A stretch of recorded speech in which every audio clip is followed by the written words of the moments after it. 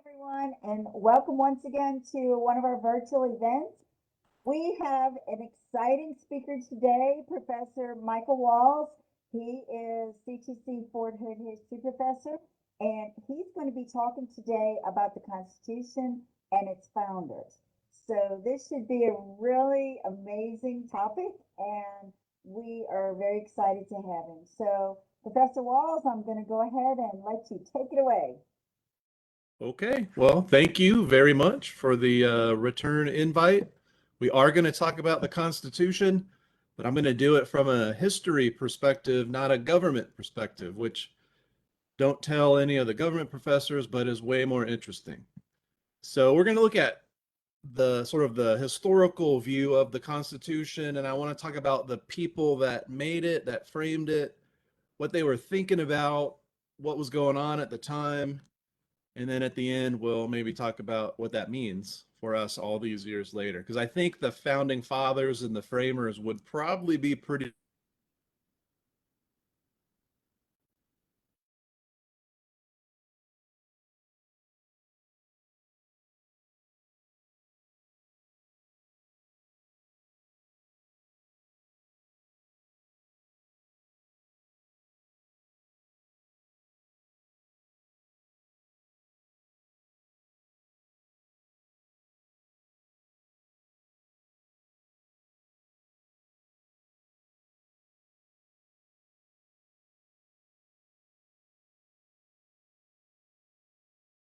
Cindy, you've been muted for some reason.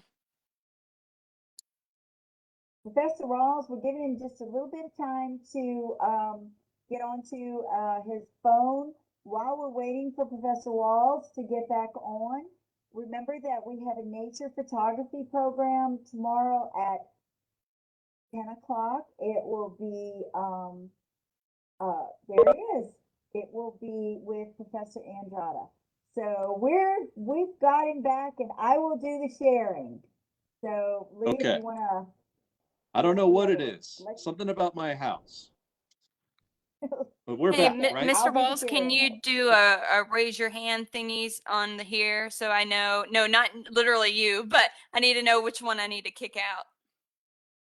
The one without the camera. They both have a camera. Yeah. Oh. Right. So. Well, let's pick up where we left off. All right. So we're going to be talking about, I can't even figure out how to do that on my phone. I'm sorry.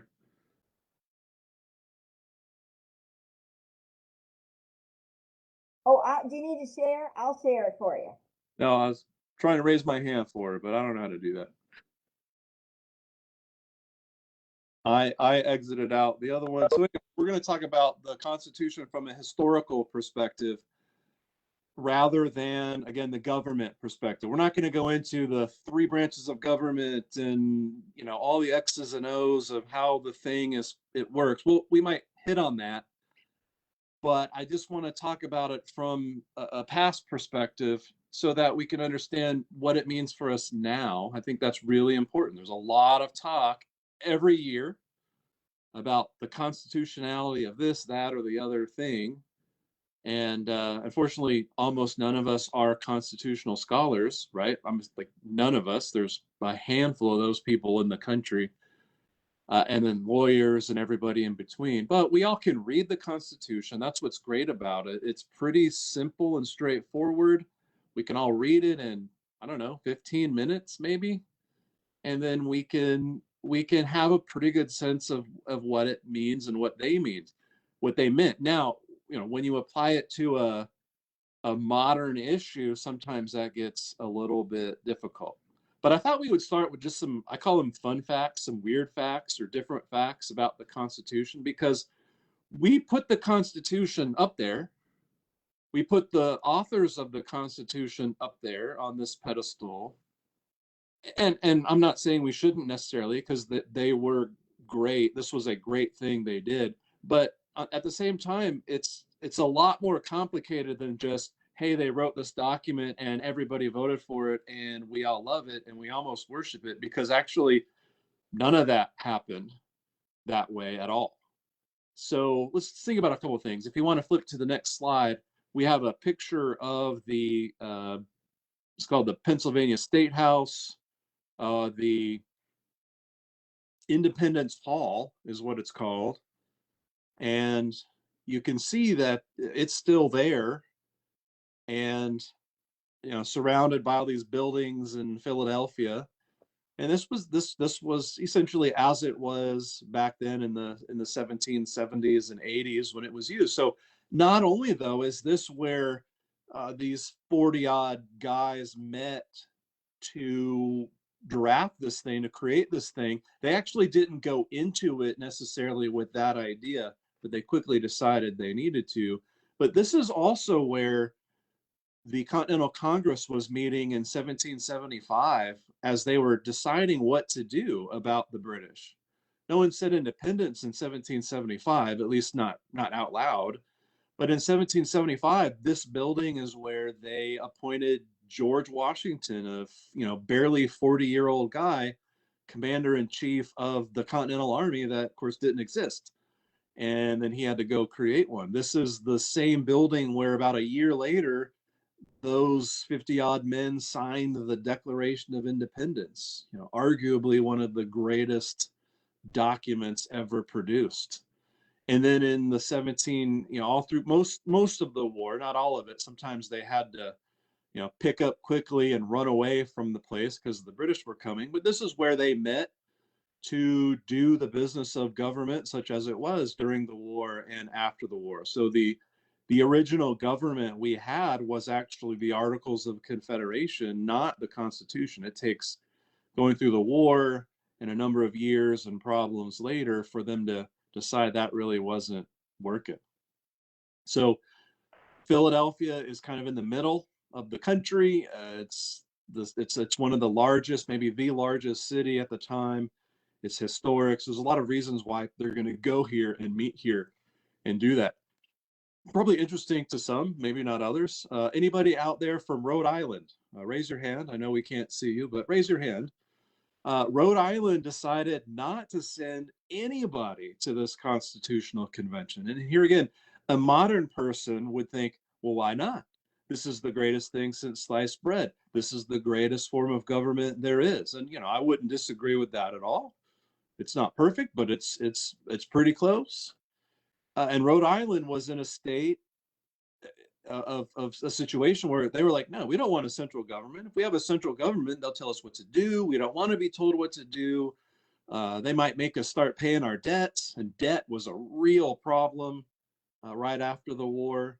And so they refused to send anybody to the convention. So there's only 12 states represented here at the convention, and they never go. None of the Rhode Islanders sign it. None of them are even in the room. None of them, particularly know what's going on. In fact, they won't actually ratify the Constitution for a year after George Washington is the president of the United States. And in fact, the vote is 34 to ratify and 32 against. Well, it didn't matter because it was already in effect.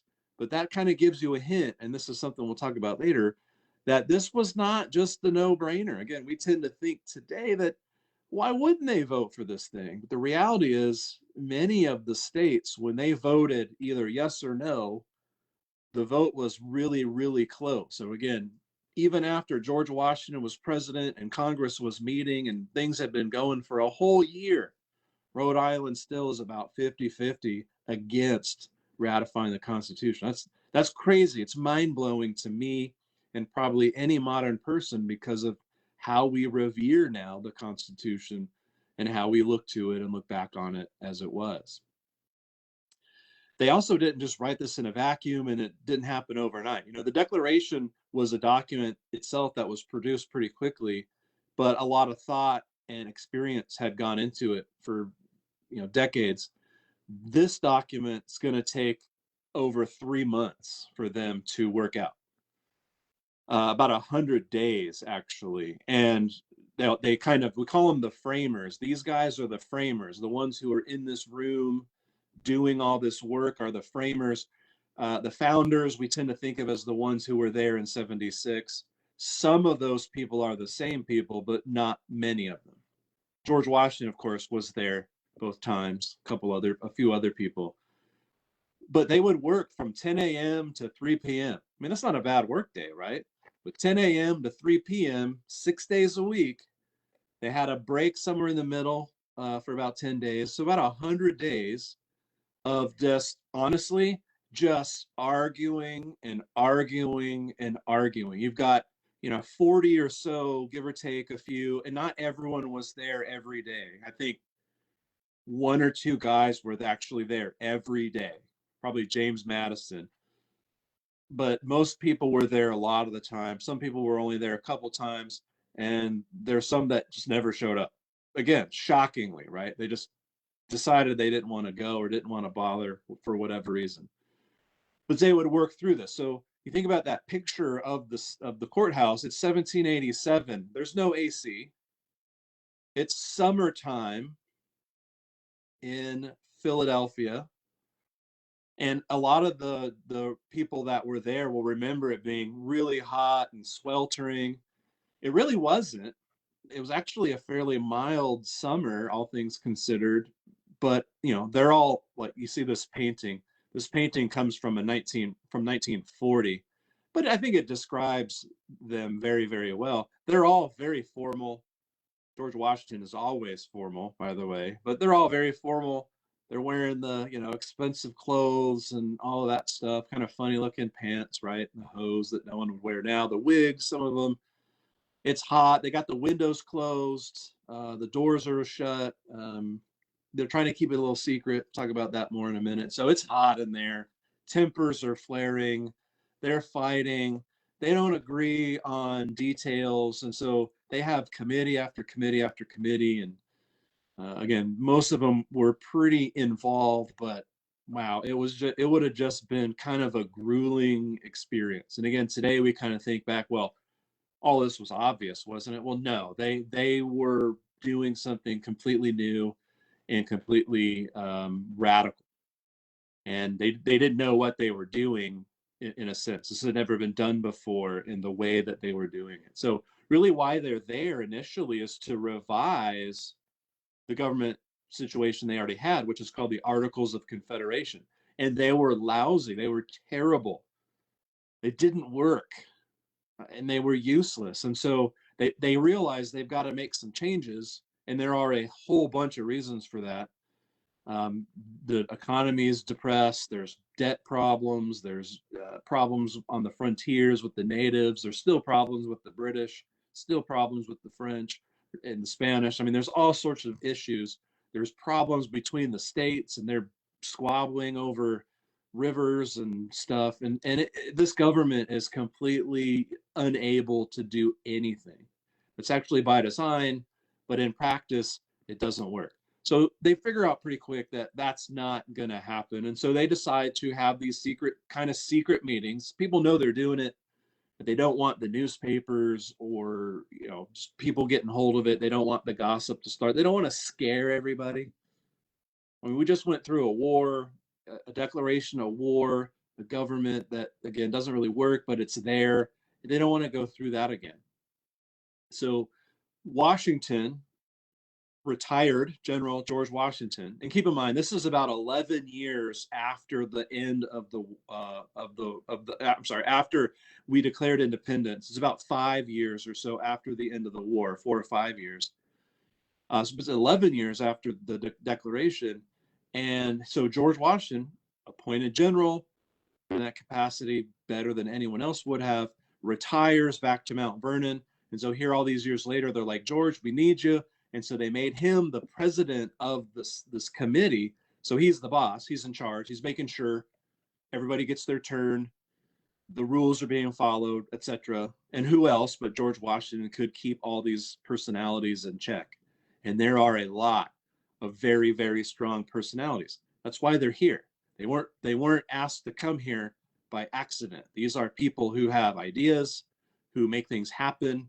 And we'll get to it later, but they all kind of agree in principle on certain general things, but in the details, this is where the rub's going to be. So they're having these conversations. Well, one of the guys drops some of the documents, and Washington says something like, I must entreat the gentlemen to be more careful, lest our transactions get into the newspapers and disturb the public repose. That's so George Washington, so worried about that kind of thing. And so they did kind of keep it hidden. But the other side of that was they're kind of closed up in the room and it's hot. And again, they're sweating and angry and probably drinking and all that sort of stuff. So it got pretty wild and crazy in there, maybe a little bit like the Wild West. Also, just another kind of some notes on the Constitution itself before we get to the sort of historicity of it. But of the 39 people that signed it, only 2 of them will go on to become presidents of the United States. Of course, George Washington will become the first president, and James Madison will become the 4th president. And so of all those other people, you would think there might be several that did. Well, just 2. And we really, if you think about it, in the long history of this nation, we haven't had that many presidents overall, which is somewhat amazing. So only 2. Also, within this document, the word democracy does not appear once, not ever, in the Constitution. And a lot of times we talk about democracy, we talk about, especially in modern times, freedom, democracy, we're trying to bring democracy to the world. FDR talked about the arsenal of democracy during World War II, that kind of thing. Woodrow Wilson talked about bringing liberty and democracy to the world as a result of World War I, which of course didn't happen. So we throw that word around a lot, but the reality is the United States, nor are any of the states actual democracies. They are constitutional republics. In fact, there's a story that tells us that Ben Franklin was leaving.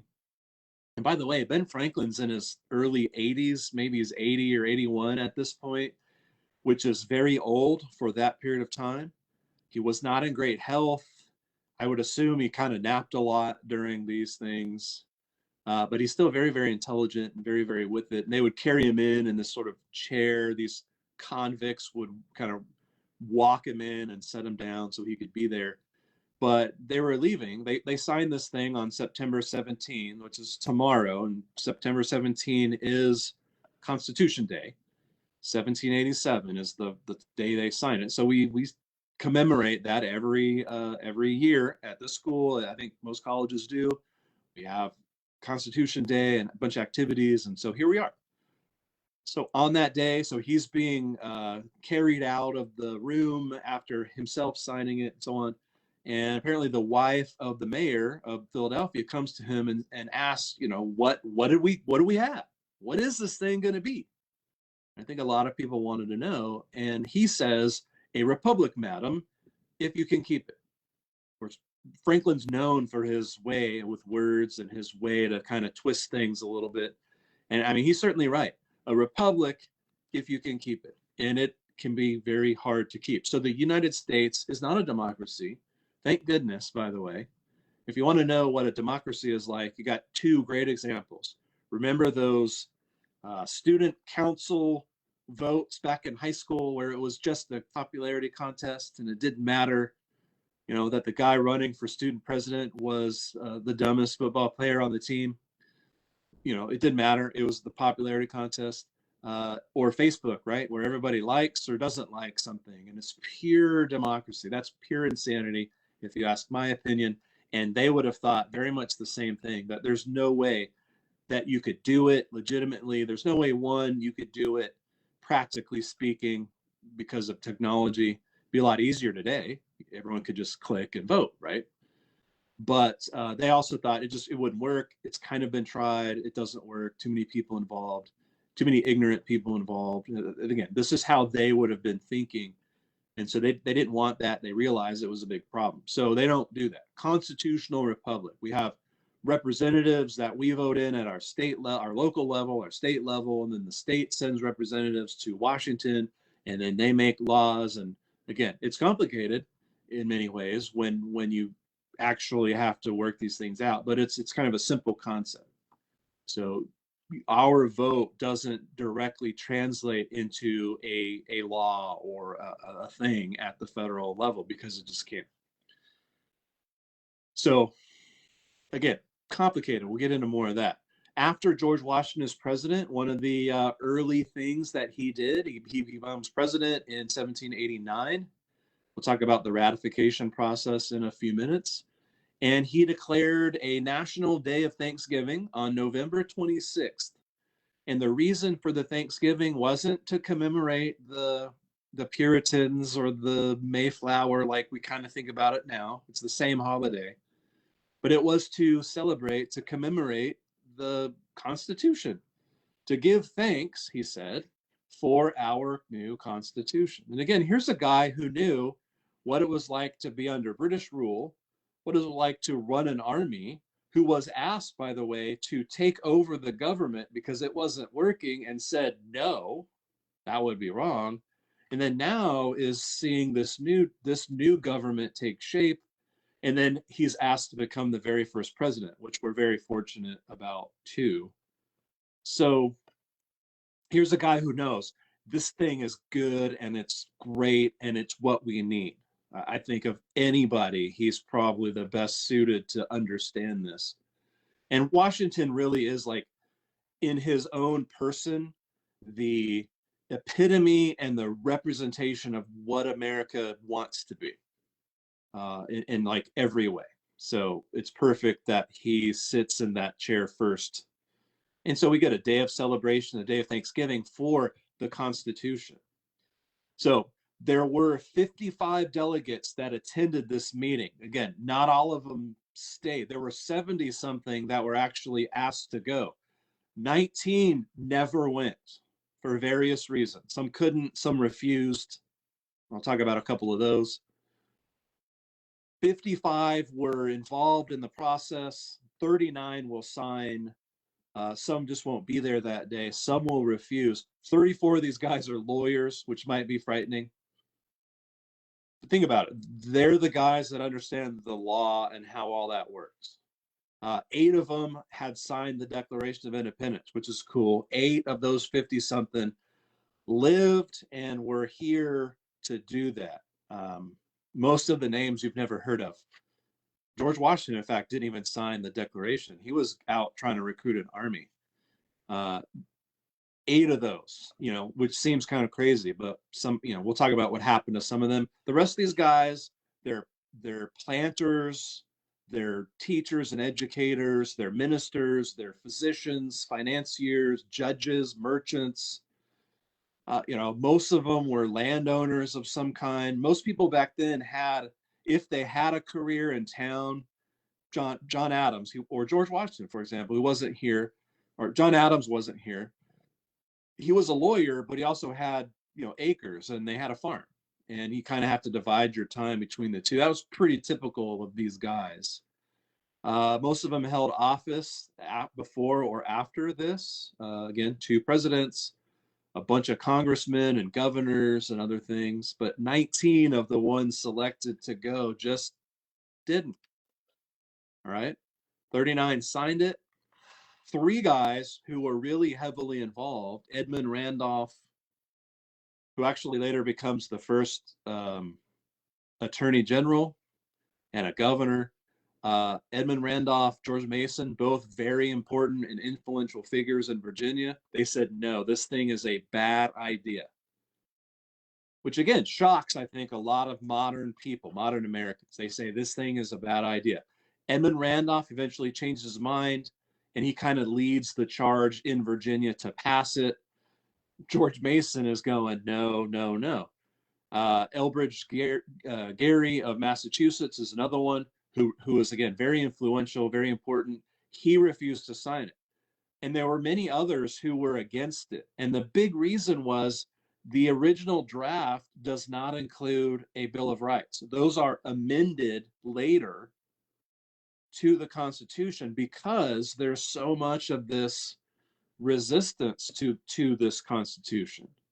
And again, we'll talk a little bit more about that as we go on. So that's the big sticking point. So essentially, promises were made to go ahead and amend the Constitution and build what we now call the Bill of Rights. And that got enough votes, but in some cases, barely enough votes to pass the Constitution. So it had to pass in 9 states. The problem is not all 9 states were equal. Some were really tiny, like Connecticut or New Jersey or something. Other ones were very large and powerful, like Massachusetts, New York, Virginia. And imagine if 9 or 10 of the states would pass it, and then New York says no, or Virginia says no, and they almost did. I don't know that this thing would have worked at all. Fortunately, they all do say yes, but again, it's very close. So a couple other just kind of funny things or weird things about this. So when they're getting to some of the details, one of the things that gets proposed is, and remember, here's George Washington sitting at the head table. He's got the gavel, right? And he's super dignified.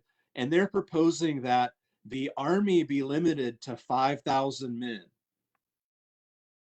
And you got to understand, these guys are paranoid about standing armies because they saw the British army, terrorize them for decades, right? So they have this mental image of of a standing army being an arm of tyranny, and I don't think we have that.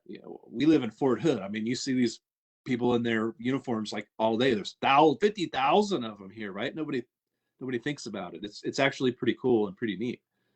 They would be absolutely crazed if they were in this situation. George Washington says, "Well, sure, I'll agree to that proposal as long as we stipulate that anyone who invades us can only bring an army of 3,000 people," which is obviously ridiculous. And the people kind of saw that. Now, the reality is we do have a tiny army at this point, and we will for a little while longer. But it won't take long before the reality sets in and we have to actually have a real army.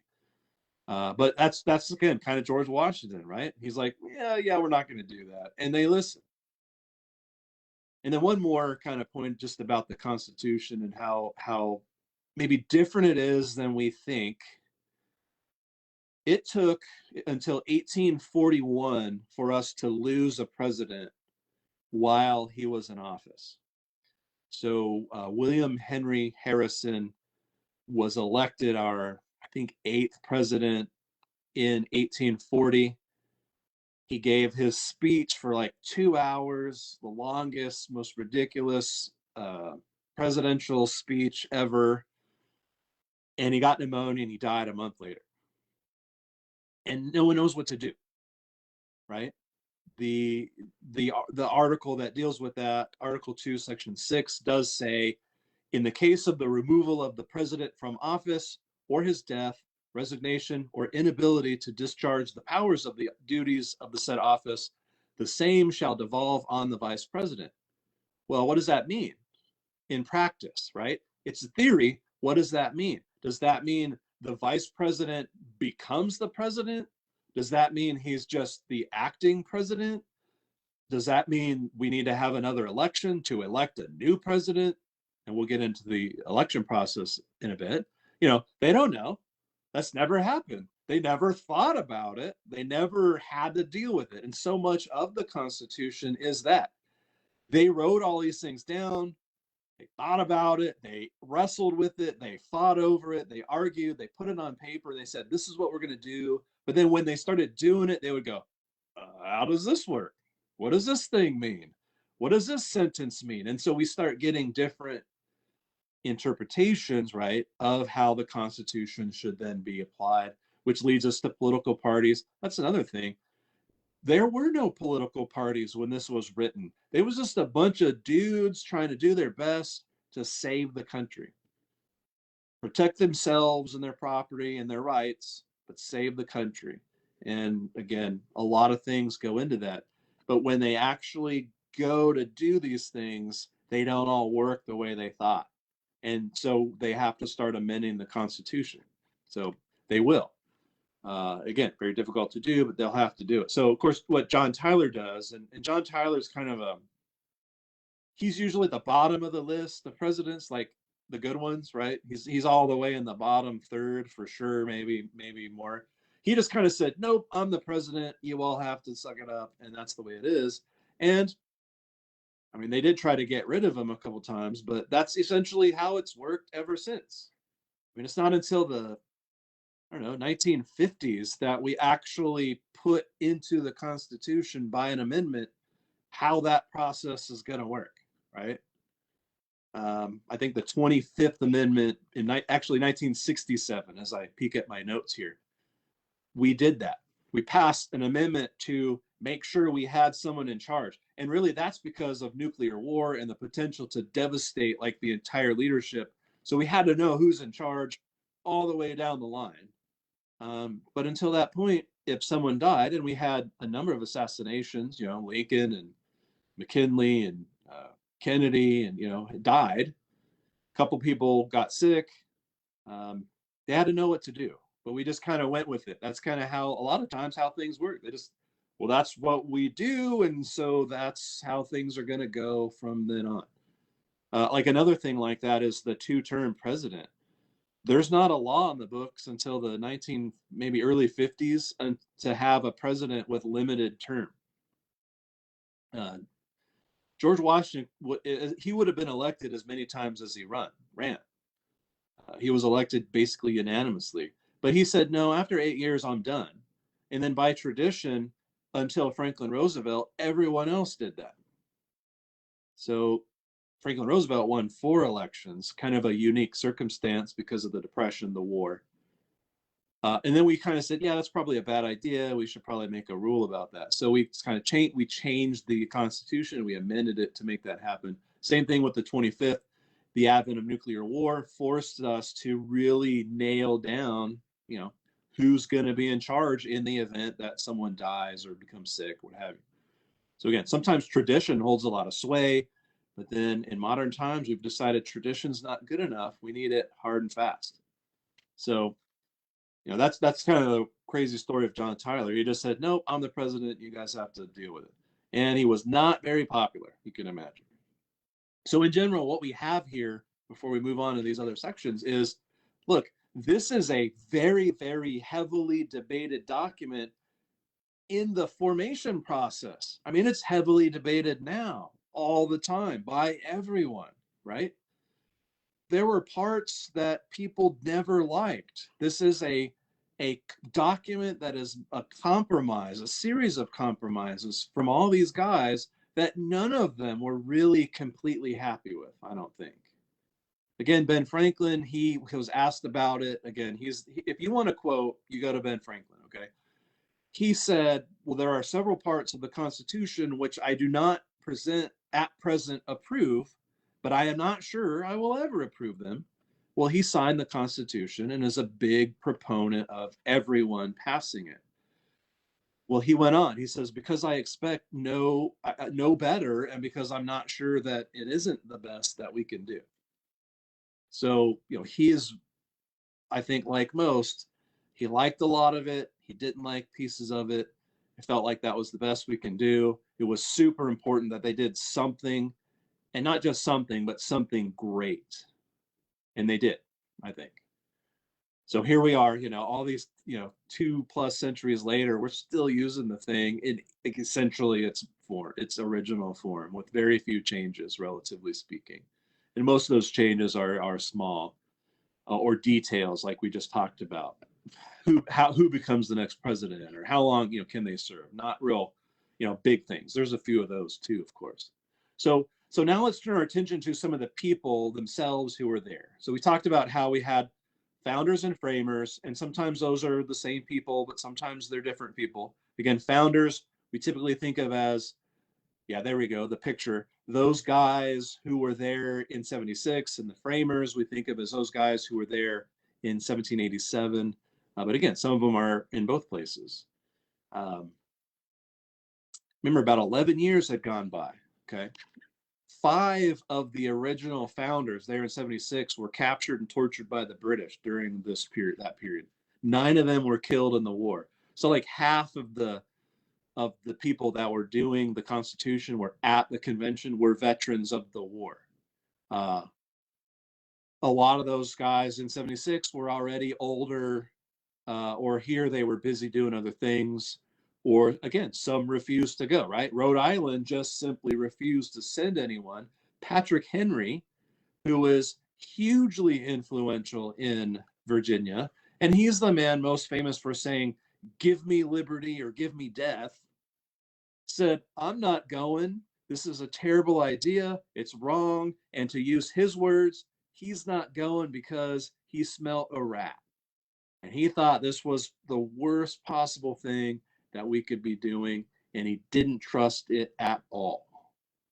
And he will be very, very unhappy when it passes. Thomas Jefferson's not there, which blows my mind that Thomas Jefferson and John Adams also are not present. These are two of the most brilliant people we have. They were the two of the group, along with Franklin and Robert Sherman and one other guy whose name I always forget, who wrote the Declaration. These guys are brilliant with the pen. They're really smart thinkers. Jefferson especially is well known for exactly this kind of thing, but they weren't there.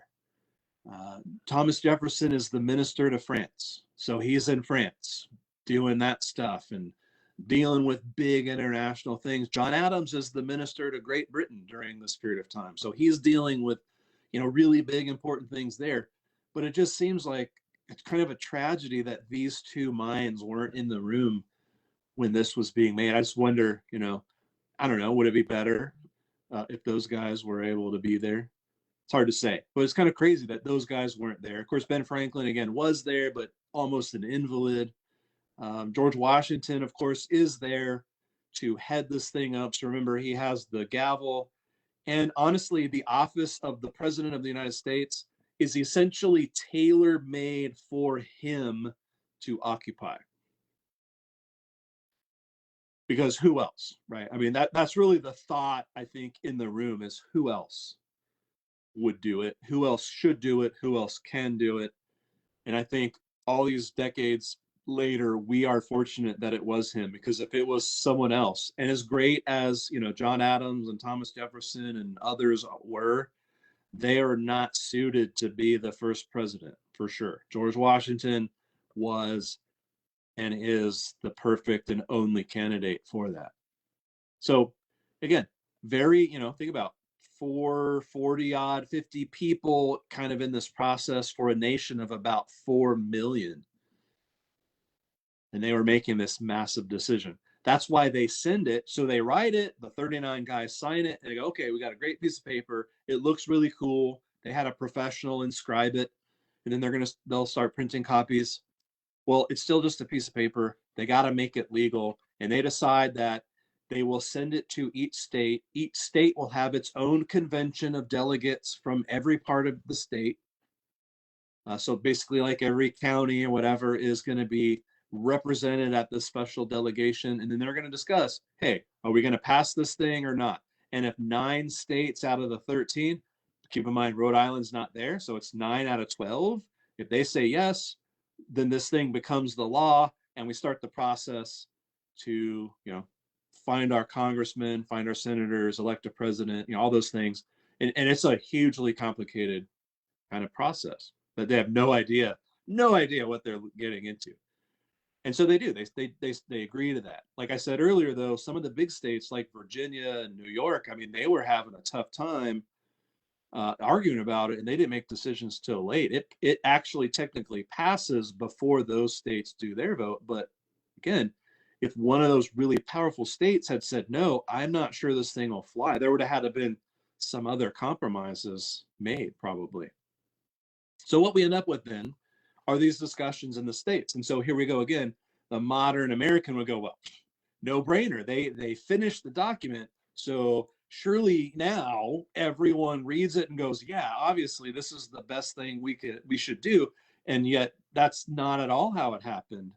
I mean, it looks like a voting map of every presidential election we've ever seen. It's almost 50-50 if you were to look at it by person to person. It barely makes it. I mean, everyone voted yes eventually, but barely in most cases. So the problem is this thing about the Bill of Rights. That's the big challenge to a lot of people. They say, well, it's not protecting us. So Patrick Henry, George Mason, Samuel Adams, again, Eldridge Gary say, no, this is not protecting. This is giving too much power to a central government. They're going to become tyrannical and impose their will on us. And here we are going, Yeah, sometimes that happens, right? It's a challenge. And so these guys are saying we cannot allow this because it doesn't protect us.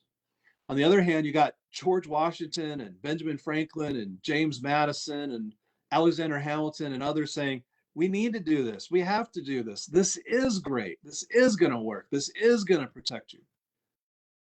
And still they'll have this debate. Some of these, like actually Philadelphia, it happens like overnight and they basically vote unanimous. Might have been some shenanigans going on there. But then again, New York, others, it takes months and months. And again, Rhode Island doesn't even bother to do it until well after it's already happening anyway. It's kind of funny. Sorry, Rhode Islanders. Nobody cares what you think. Just the way it is. And the small states knew that. And that's one of the things that they debate constantly is how to protect ourselves. That's why we have this bicameral system. Here's where your government teacher can, bore you with all the little minor details, but you got a House and a Senate and they have to work together. And there's, 2 representatives in the Senate from each state, and there's multiple representatives in the House based on population, and all these sort of complicated little metrics to figure that out. And that sort of spreads out the power and the blame and slows everything down, which I think the framers intentionally made the government inefficient to keep things from moving too fast. Basically, so they had time to pick up their guns and shoot whoever they needed to shoot. That's what I think they did that for, and why I think they have that Second Amendment in there. So they are fighting. Here's just a couple examples. I told you Rhode Island, 34 to 32 4, but again, after the fact. Virginia, 89 to 79. New York, 30 to 27. 3 votes, couple votes go the other way. I don't think this thing happens. But again, if you were to sort of peel that back and look at like a county map, for example, where each representative came from and their yes no votes, it would look like a modern red blue state map when we look at the presidential elections. They're almost always roughly even, right? Whoever wins just barely wins. Even Ronald Reagan, who had the biggest landslide in American history, and Franklin Roosevelt, who's right behind that, only got like 60% of the vote, right? They might have won most of the states. Again, it's because of the funky system we have. The point is, we've always been like that, even on the Constitution, even on this thing that, again, is probably the greatest system ever created so far. So the Bill of Rights is the thing. So let's talk about that for a few minutes. I'm talking way longer than I thought I would, so that's cool. The Bill of Rights, that's the biggest issue. So again, the guys like Samuel Adams and Patrick Henry, they go, there's nothing in here that protects the citizens and their rights, these things that they called natural rights and that sort of thing. The things that Jefferson wrote, are life, liberty, and the pursuit of happiness. Which again, part of the genius there is that he didn't define it. He just said it's like these things, assuming there's a whole bunch more. That'll come into play here in the Bill of Rights too. So there's all these, smart guys from that era saying this doesn't protect us. This is a bad idea. Well, Hamilton and others are saying, well, wait a minute. The government is in this little box. We created the government and we put it in this little box. That's the Constitution. So we don't need to put all that stuff in there because it's part of it. It's built into it. But everyone says, no, we need it in writing, And so that's another compromise that's going to be made. Pretty much all of the states went, okay, yeah, we'll do that. Once we get this thing going, there is a process to amend the Constitution. So we'll do it, right? And as soon as we start, we'll do it. And they did. So that'll, again, turn the tide just enough for them to pass. So Hamilton says, the government possesses very explicit powers. Everything else resides with the people of the states. Why do we need to write that in there? So the Bill of Rights was born. We actually put 13 amendments up. We passed 10. Again, I'll let government teachers bore you with that detail about how that process works, how a bill becomes a law, all that, super important. but not so much historically, right? So 13 proposed amendments, they go through Congress and the states. The 13 states have to deal with this. And we get the First Amendment, the most important one: freedom of speech, press, assembly, petition, and religion, right? The second one, the right to bear arms, which in my view is to defend the first one. The third one is about quartering troops. Remember what I said earlier about how paranoid the founders and framers are about standing armies? They hate the idea, one, it's expensive and they're all like tightwads, but two, they hate the idea that there would be troops everywhere who could then just impose their will like the British did. And what the British would do is they would just take over your house. And we need your house. That's going to be the colonel's house for the duration of this thing. And so, sorry, we're going to eat all your stuff, all your food, and you have to serve us. And you can go live in the servants' quarters or the slaves' quarters, depending on where you were. And when we're done with it, you can have it back if it's still intact. And that's your duty to the king and to the country. And so the Third Amendment says the U.S. government can't do that ever. The fourth one, a lot of people talk about privacy. This is about search and seizure. The police need a warrant. That's right here in the Fourth Amendment. It's very, very simple. So, we'll talk about this in a bit. The Founding Fathers, we talk about original intent. The Founding Fathers never thought about the fact that you'd have a phone with a whole bunch of personal data in your pocket that could be incriminating or not. They never thought about that, right? So in the last 20 years, we've had to think about that. What does that mean in terms of the Fourth Amendment, the Fifth through Eighth Amendment, which have a lot to do with criminal stuff. So I won't detail those, but it's like right to a trial. The Fifth Amendment, I do not have to incriminate myself, stuff like that. No cruel and unusual punishments. Bail should be set according to the danger, that sort of thing.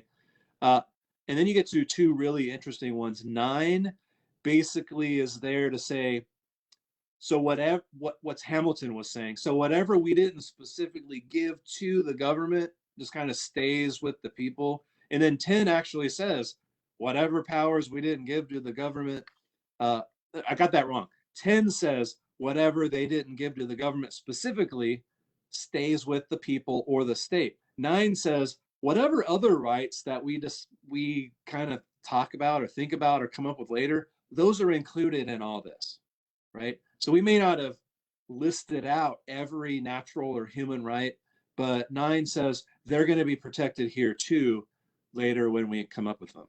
So I hope that made sense. So 10's kind of the one where your states' rights, kind of secession, people go to figure out what's going on. So that's it. That's the Bill of Rights. And that's huge. We probably look to that more than the actual Constitution itself, the actual original document. And so it's those Bill of Rights that protect you and me from the government and from overreach. At least that's what they're supposed to do. And then since then, that's 10 amendments. There are only 27 on the books completely. There are lots of other ones that have been proposed, but only 27 passed. So that means this since 1791, when these 10 amendments passed, which is what, 230 years, we've only done it 17 more times. And that part of that's because it's hard to do, and part of that's because we usually only do it when there's some big crises happening.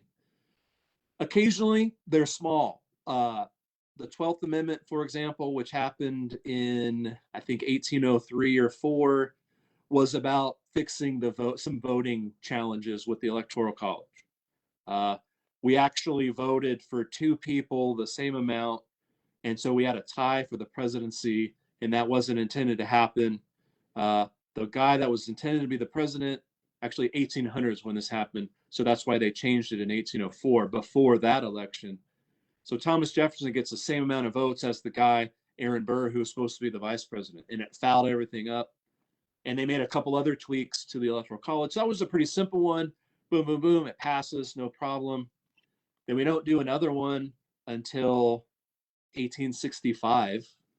And that's, of course, because of the Civil War. So we have small, tiny ones like the 12th, again, changing the Electoral College a little bit, or the 20th, which changed the date the president and Congress actually start working. It used to be March 3rd or 4th. Now it's January 20th. Kind of a big deal, but it's a tiny little tweak, right? Then you get the 13th Amendment, which says we're not doing slavery anymore. And it freed 4 million people and is a huge deal, right? Or the 16th Amendment, which is everyone's favorite, which said, yeah, the government can tax your income and stuff like that, which, actually we all hate, right? So that's a big change. So we kind of get both. And then you get the 18th and 22nd, which counteract each other. 18th made alcohol illegal. 21st or 22nd, I forget, then made it legal again because they needed tax money. And, well, it didn't work anyway. So you get big ones, you get small ones. But think about that, only 17 times since the Bill of Rights was made. So again, part of the genius, they let it happen. They made it so you could change it, but they made it just hard enough so where it was hard, it just didn't happen that much. So these guys they really are thinking ahead to the best of their ability as people who lived in 1787, not 1987 or 2021. So last thing here, I want to get to, this is my actual favorite part, so I probably shouldn't have spent as much time on the other, but I think all that's important to kind of get to this. What were they thinking? What was going on in their minds and in their lives as they were writing this? Because to a typical college student, and most of us, we're given an assignment, we go make it, we do it, we write it, we turn it in, or we, process it, and boom. These guys didn't just wake up one morning and go, hey, let's make a new government. That sounds cool. And no one went to them and said, hey, you guys need to just make a new government and see what happens. It's not like that. So I want to just back up a little bit. You need to understand that just like you and I are products of our age, our time, all right? Let's just say almost 50, as my kids like to have told me for the last 10 years. I grew up in a certain time, right? Before there were mobile phones. We did have, color TVs when I was a kid, barely. Before the internet, before computers, all that stuff sort of came along when I was a teenager. And so, my worldview is very different than those of my children who grew up with this, right? The world was very different then. Global terrorism wasn't a thing so much. It was there, but it wasn't a thing. But I was born in toward the end and the height of the Cold War, very different world than today. So I have a different worldview, different life experiences. And of course, also I grew up in California. Other people grew up in Texas. Other people grew up in New York. So, of course, around the world. So again, very different experiences and whatnot. Well, these guys are the same. They're people who grew up at different times and experienced different things, very different than you and I have experienced. They also grew up sort of at the end, or they may be the beneficiaries of what we call the Enlightenment and the Great Awakening. Two different things, but kind of coincide. The Enlightenment's this much bigger idea about kind of the advent of science and the scientific method, but there's also a great amount of political philosophy. Back then, philosophers were scientists. Like today, we've separated them. But back then, they were like mathematicians too. They're mathematicians and they're thinking about politics and they're thinking about humanity and, the stars, and all of those guys were philosophers. And over the course through the 1700s, which is, all of our founding fathers pretty much were born in the 1700s, right? Mostly the early to mid 1700s. So what I want you to kind of get is they grew up and were educated in the style of, or the thinking of, a lot of these Enlightenment thinkers. Okay. So people like Thomas Hobbes, who was really one of the first people to talk about natural rights. So if you kind of remember the Declaration, the unalienable rights, like life, liberty, pursuit of happiness, and you remember the Constitution, which is, and especially the Bill of Rights, which is designed to protect, freedom of speech and so on. Think about what these guys are arguing, 200 years, 150 years earlier. And remember, most of the guys that were in that room went to college and they knew their,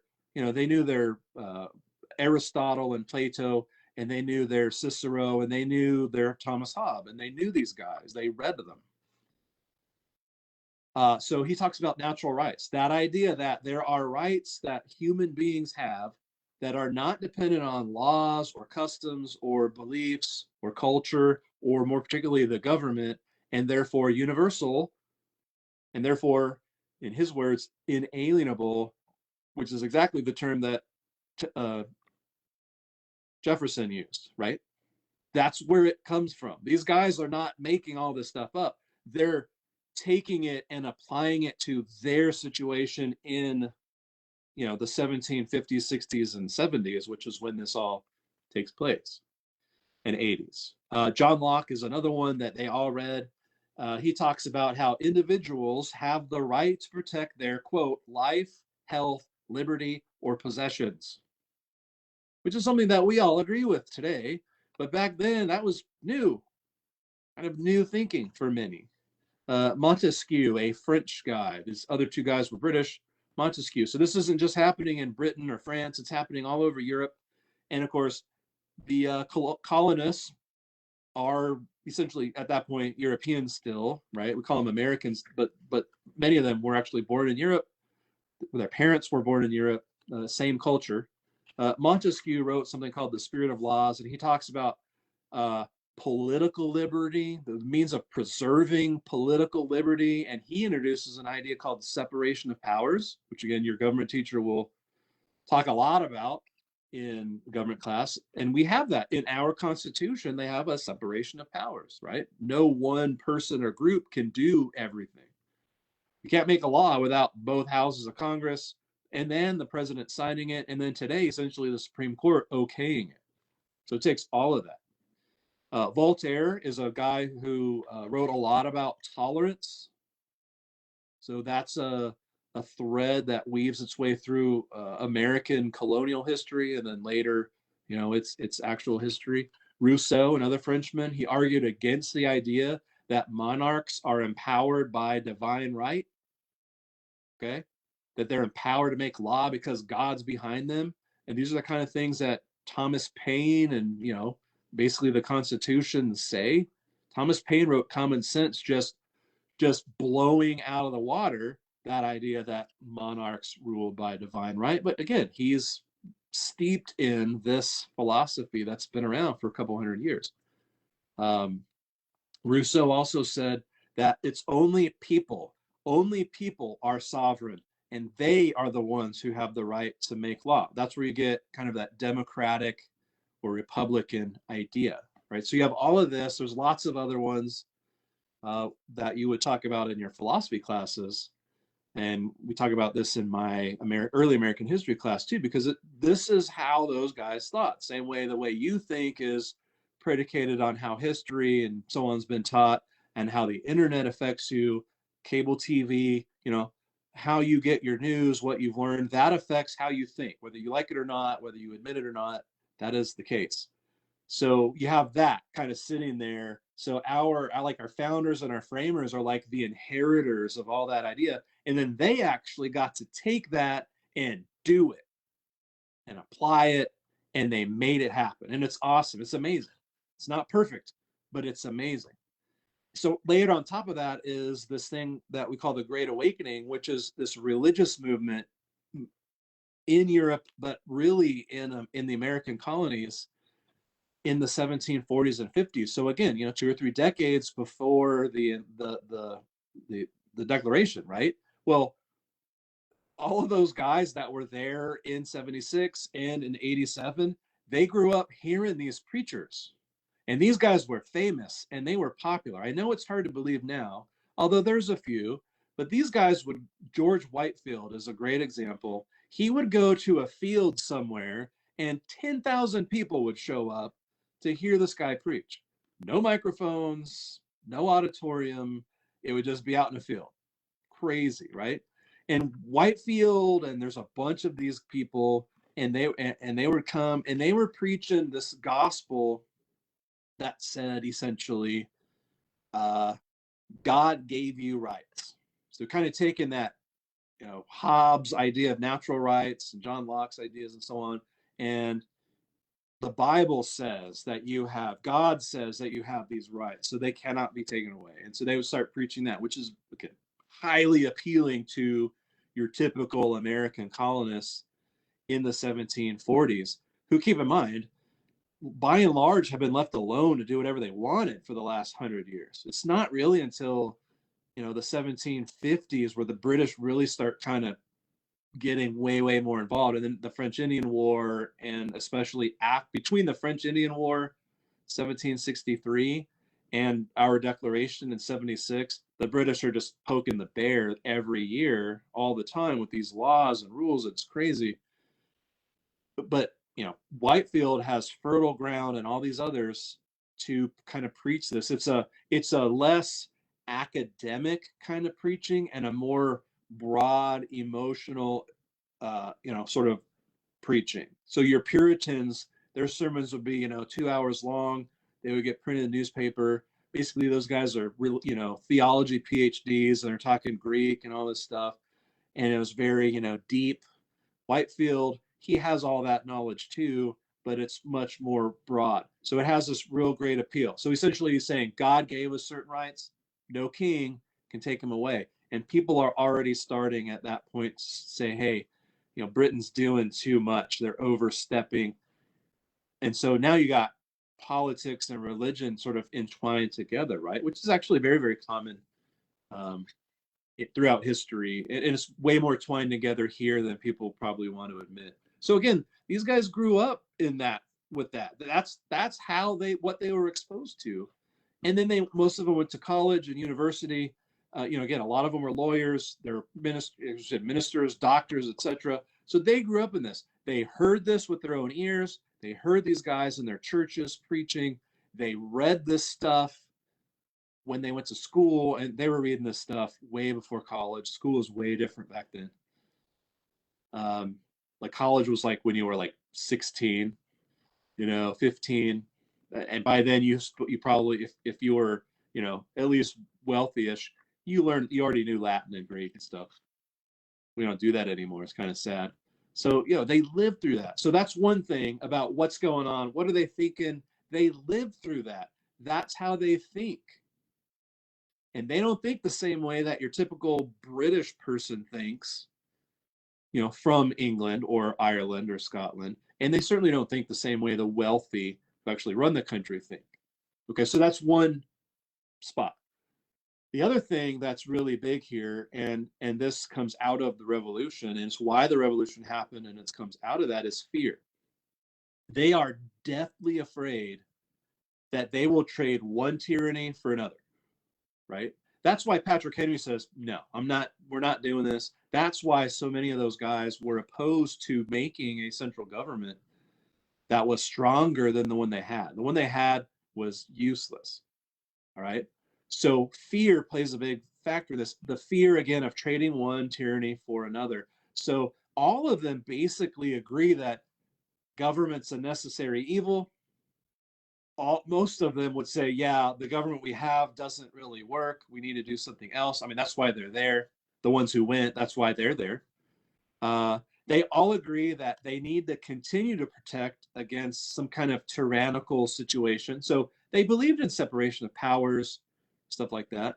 One of the kind of philosophical underpinnings of this kind of era's philosophy, of Enlightenment philosophy, is that human beings aren't necessarily good or evil. We have the sort of proclivity to both, and no one's purely good, right? So when they make a system like a government, you make it assuming that sometimes people are going to do bad things. So you make the system try to account for that and try to minimize their ability to break it. So again, things like separation of powers, things like having representatives from different places, and all of that is kind of modeled after that kind of thinking. Because again, they're really afraid that one bad person's going to blow the whole thing up. And it almost happens a couple of times, maybe. Fortunately, we survive, right? So again, they all sort of agree on this stuff. And remember, they all lived for some of them for decades the older ones especially, for decades under the thumb of what they would have called British tyranny, what the British just called everyday life. Why are you bothering us with your stupid complaints? You're a citizen of the empire. You should do what we say. And the Americans are going, whoa, wait a second. We don't think it should work that way. So the preaching and the everything just sort of feeds into that, and the fact that they've had relative freedom for a long time, and the fact that they are a little bit wealthier and they're better off than their cousins back home in Britain. So again, they all are there. They all would say no taxation without representation, right? Like that's a huge deal. I mean, if they had cars, everyone would have had a bumper sticker that said that, or a t-shirt. But that's like the tip of the iceberg about everything else that's going on. They couldn't agree on what representation meant. They didn't feel like they were represented. So that's why they declared independence. Again, that's a big root cause. And so now they're like, well, we have to have representation. We can't, our way. We can't do it that way. So again, that's why we have the Senate and the House of Representatives situated the way they are, because we got to have representation. That's why we have a census every 10 years. We got to figure those numbers out. So they all agree on that. They all agree that we got to have representation, and it's got to be based somehow on population. They all agree, and they survive, the British troops just muscling in, and British troops were like the police, the customs agents, and everything put together. They hated them. The British Navy confiscating all their goods and kind of hindering what they would call free commerce, what the British called black marketeering, piracy. They lived through the Boston Massacre and everything that presented itself from that.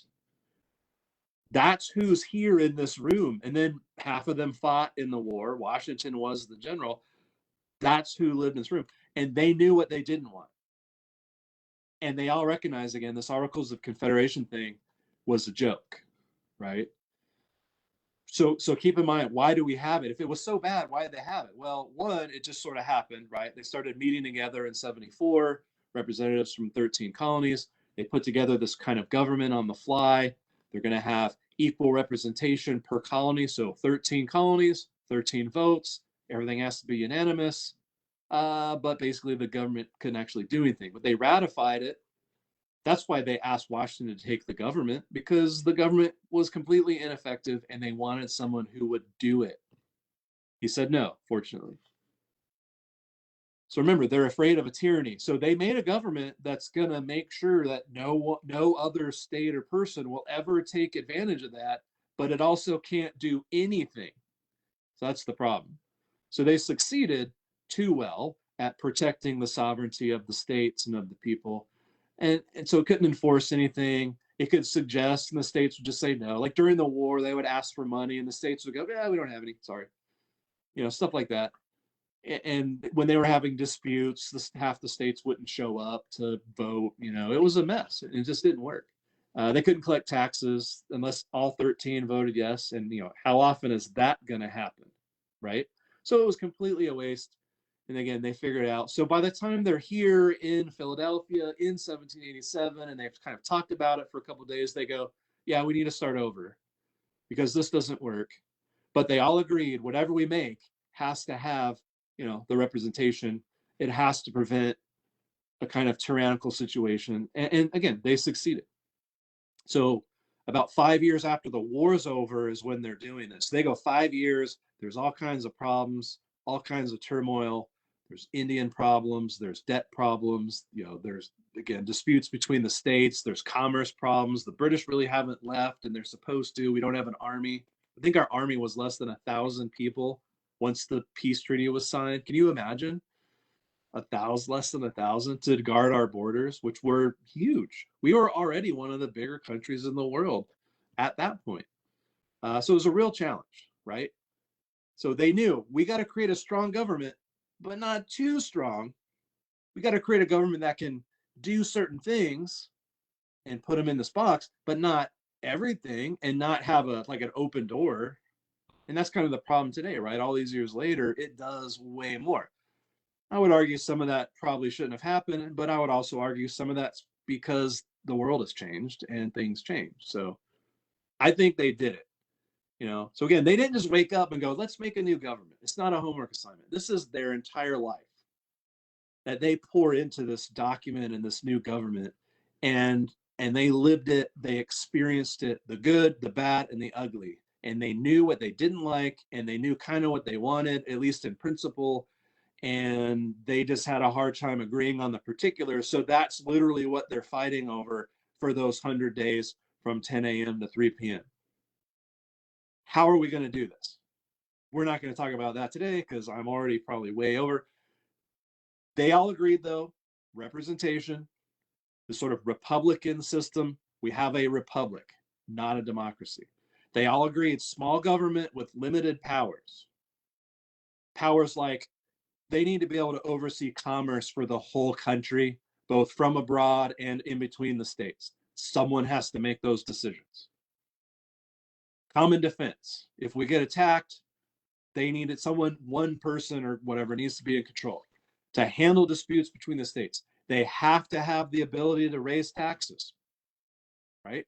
Which, like, they're all going, oh, I hate that. But they all realize it takes money to have a government. And the only way a government's going to have money is through taxation.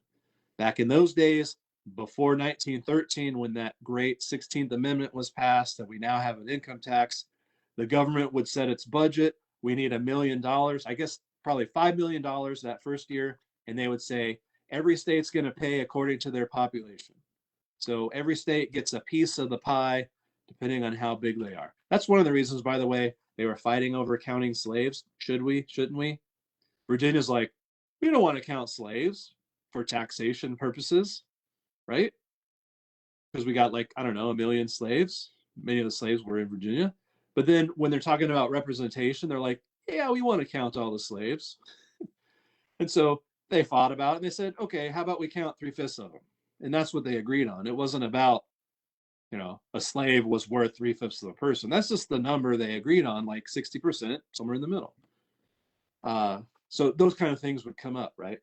Those, like, details that as they're going through, they never thought of until they kind of make a decision. Someone goes, oh, wait a minute.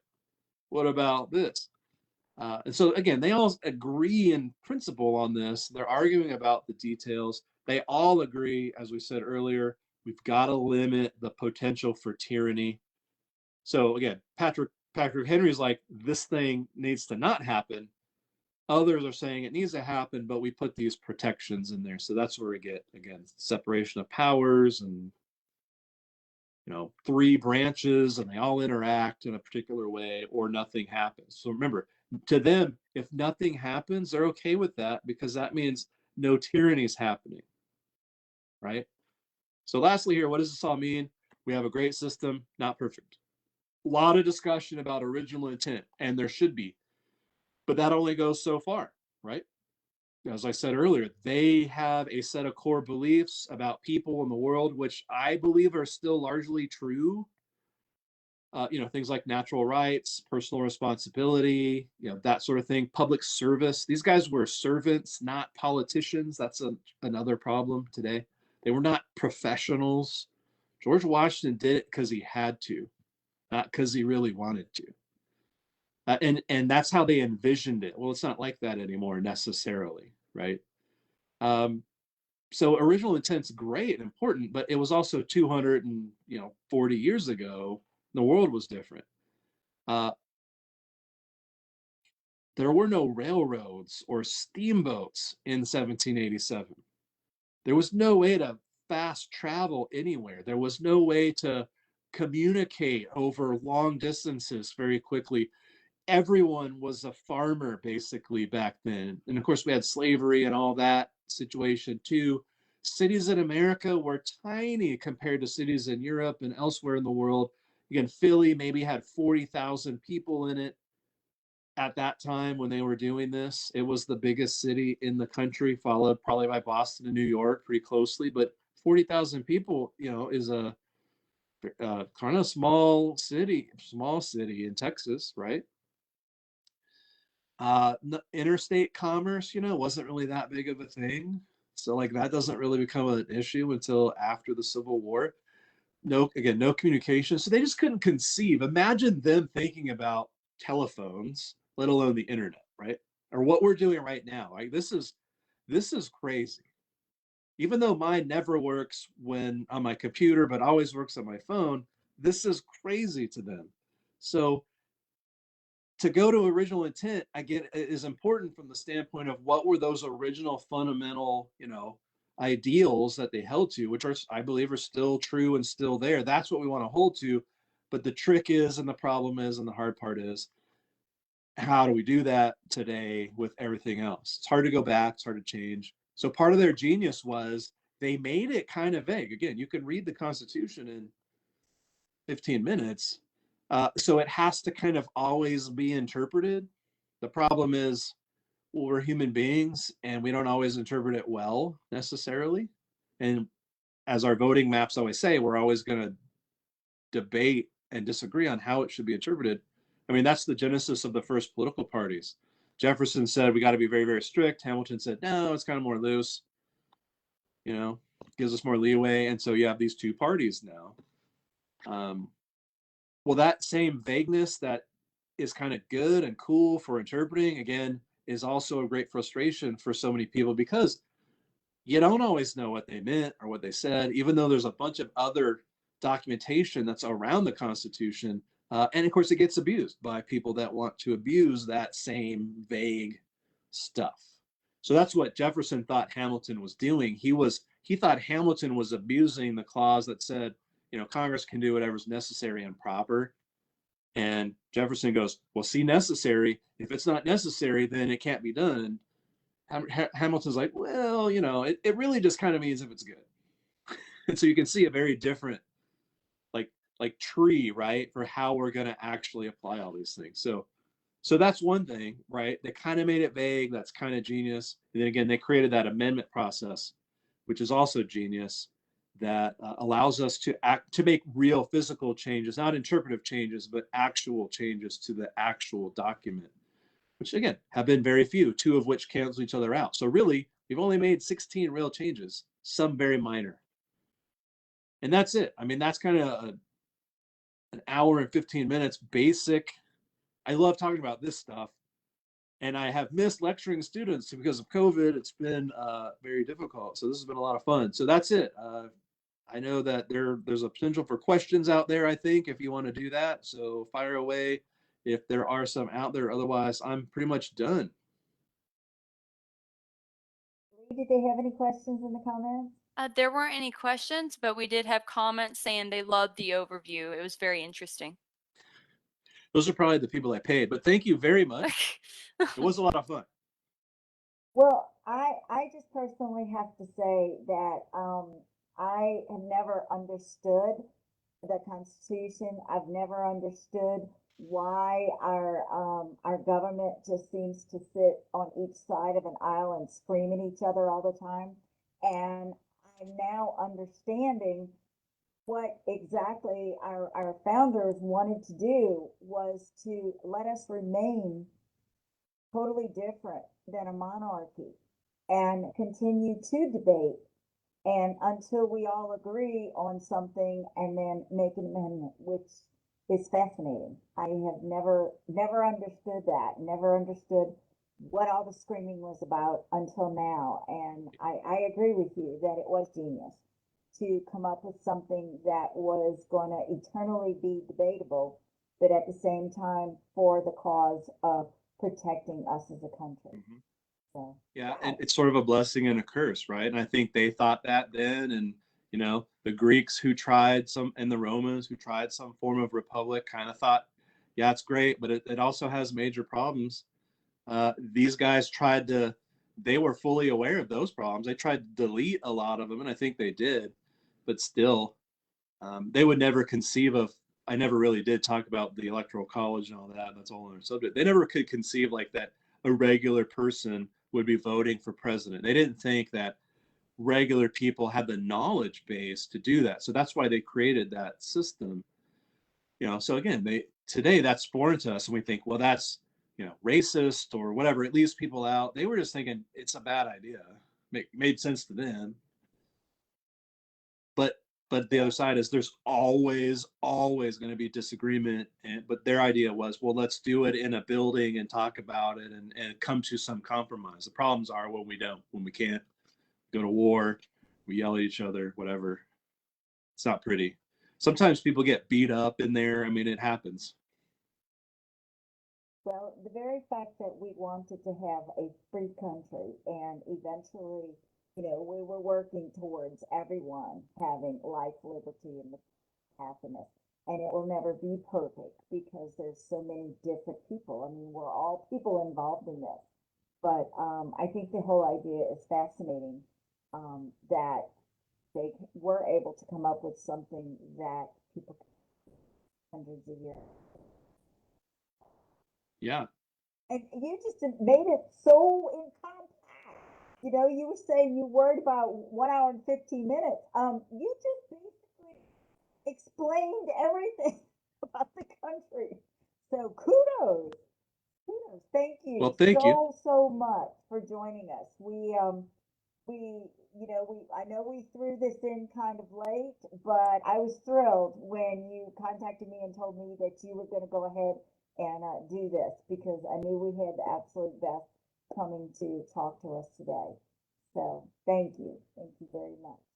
And guys, I want to remind you that tomorrow we have a nature walk of photography with Professor Julie Andrada at 10 o'clock tomorrow. We usually don't have them on Fridays, but we're going to do this on Friday, and it's going to be a lot of fun. And then starting Monday next week, for the 2 weeks after, we start with our Hispanic Heritage series, and we have everything from LULAC representatives to cooking and poetry slams, all in Spanish. We have Little Joe and La Familia, which, like, whoa, to talk with us. And so we have a lot of fun things that are going to be happening tomorrow and next week and all the rest of this month. So thank you so much again for joining us. And thank you guys. You guys have an awesome rest of the day. If you happen to be over at the library around 4 o'clock, our artist is going to be having an art reception, and he is from Fort Hood. So, very interesting art exhibit that's going to be taking place. So make sure you come on over around 4 o'clock and come take part in that as well. So thank you guys. You guys have an awesome day. Professor Walls, you are awesome. So have an awesome day, and don't go anywhere yet for you. But everybody else, we will see you later. And so Lee, just take us out.